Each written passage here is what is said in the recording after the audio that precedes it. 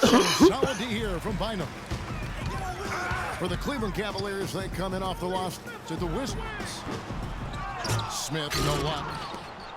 The defense there got away with a major lapse. Now here's Monroe. They lead by the biggest margin of the game, 15 points. Here's Chamberlain. And botches the dunk. Now that's terrific defense at the rim. Got right in his path. And you know they'll be conscious of him next time they take it inside, too. I mean, that's what really good defenders do. They make you think about their presence. For Cleveland, they've gone only 1 of 6 in the field in the third quarter. Not how they pictured the half started. Well, I'll tell you what, it was a really strong year for the Cavs.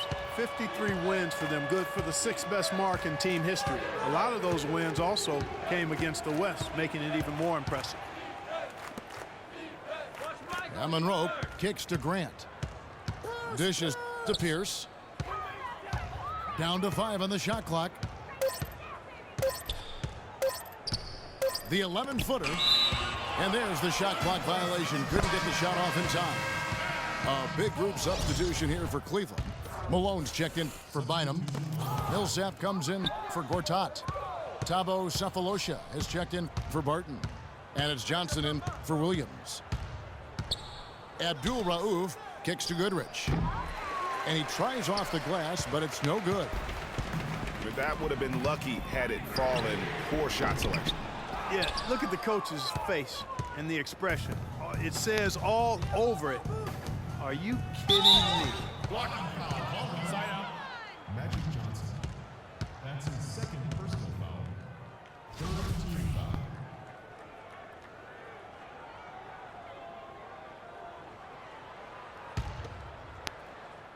Watch my mood at the heart. 1:44 left here in the third quarter. And taken away by Magic. Oh, and here comes Johnson all alone. He presents a defender with a serious challenge, always. Warriors leading by 10. Here's Abdul Rauf. He hasn't yet put up any points in this one. Here's Goodrich. And he takes it in for the layup off a very nice feed. Not fazed at all by having a bigger defender on him down low. And I really thought he would be. You know, at first glance, you wouldn't think that he'd be comfortable in that particular situation. But, boy, I tell you what, he didn't look like he was out of his element at all right there. Tried to bank it in, but he misses. And here's the fast break.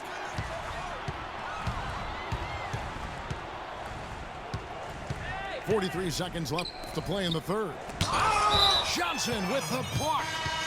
And the ball goes out of bounds. Last touch by Johnson. Aaron Aflalo. He's checked in for T.J. Warren. There's 39 seconds left in the third quarter. The kick out to Aflalo. 4 on the shot clock. And the Warriors miss again. He just has not been able to get into that groove yet, guys. But as a whole, it hasn't affected them too much. And I like how he puts himself in position there to finish on the break. Yeah, you know, that's what we call seeing and feeling the game. Excellent read of how that play was going to develop and where the ball was going. That's stuff that you oftentimes can't teach, Greg. Patterson, the screen. Aflalo, no good. Here's Sefolosha. And here at the end of the third.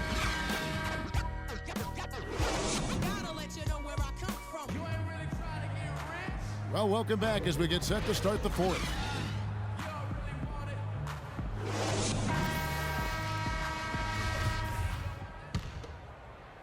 So it's the Cavaliers now, trailing by 10. Pekovic is out there with Moses Malone. Then there's Paul Millsap. Then there's Gordon. And it's Johnson in at the point. So that's who's on the floor for the Cavaliers. Gordon goes in. Shot clock at 6. And the officials whistle a foul on the shot. The bucket's good. He'll go to the line. In a moment now to quickly take a look at the offensive approach for the Warriors. Guys, the passing we've seen from them has been tremendous. Very unselfish. Yeah, and the other thing also is tonight they've been able to get to the free throw line consistently and also convert big points from the charity stripe. Three-pointer. Millsap. So he gets the whistle. Contact on the way up and 2 shots coming up. Way to attack there and then create the contact. Really as close as you can get to an and one right there. He almost had it. And Cleveland making a change here. Barton is checked in. And he isn't the biggest body at 6'8", Clark, but Paul Millsap very effective. And part of his being underrated and underestimated, I think, is due to that size. But folks are finally starting to come around. That kind of production he's put up will make that happen. And Millsap with over a 7-foot wingspan and also just a great nose for the ball. He gets you rebounds, blocks, and he leads all power forwards in steals pretty much every season. And Cooper drops both of them. And speaking of Millsap's defense, I mean, he can switch out and cover perimeter players as well. His smaller stature gives him that versatility, but then the long wingspan allows him to still bang with the biggies. Here's Pierce. After Magic Johnson's bucket, the shot by Pierce will not go. That's terrific defense right there to prevent from converting in close. And the shot is good. 20 points for Johnson. Big time bucket there, and you can expect to see him stay very involved the rest of the way. Monroe kicks to Grant. Cooper the pass to Grant. Now the feed to Monroe. Battles through traffic and lays it in. And the Warriors lead by 5.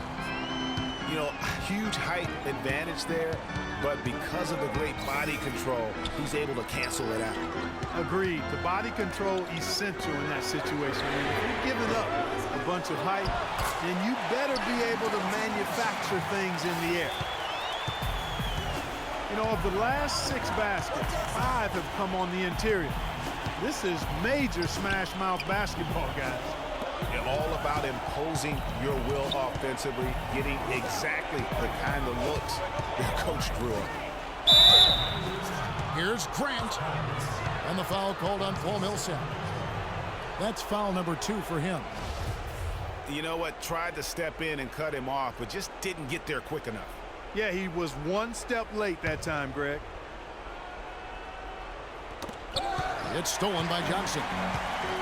You know, it's really been a story of 2 halves as far as turnovers are concerned. I mean, the first half, not 1. But here in the second half, they seem to have lost focus. You know, the Cavs last season won a bunch of games, but they had to fight for a lot of them. They often would fall behind early or dig a big hole and have to fight their way out of it. Both free throws good from Barton. You mentioned, GA, the Cavs and their comebacks. They actually overcame double-digit deficits for 13 of their 53 wins last year. And, Kevin, I remember their biggest one being a comeback after being down 17 points. I mean, but when you...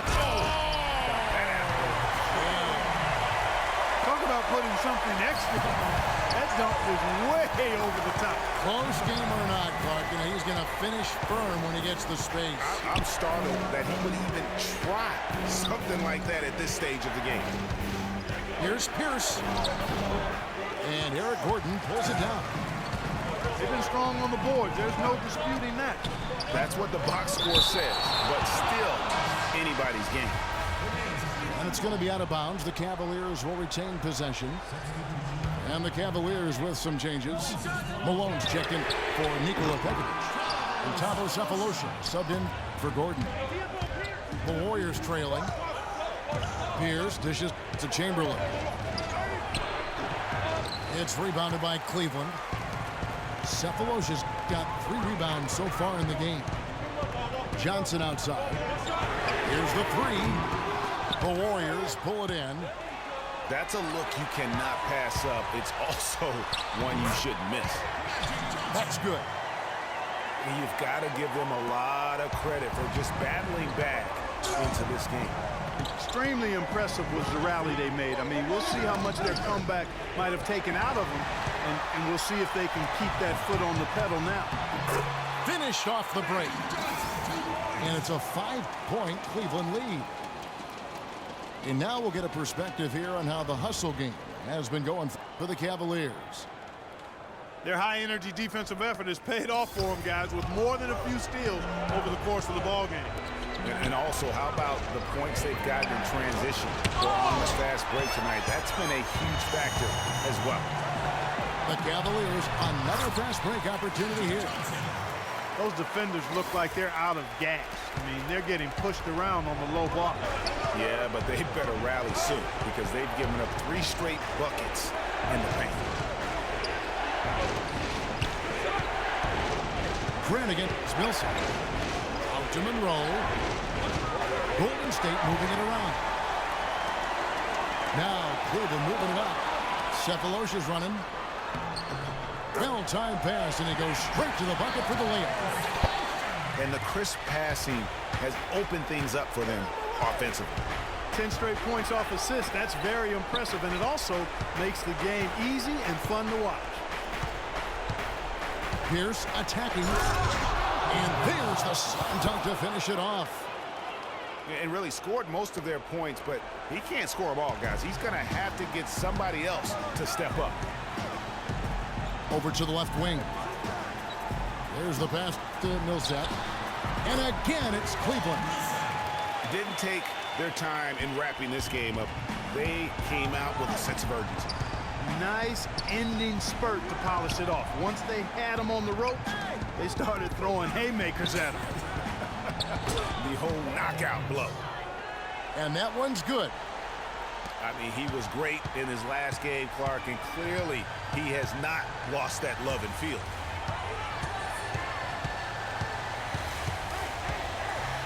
There's 31 seconds left here in the fourth quarter.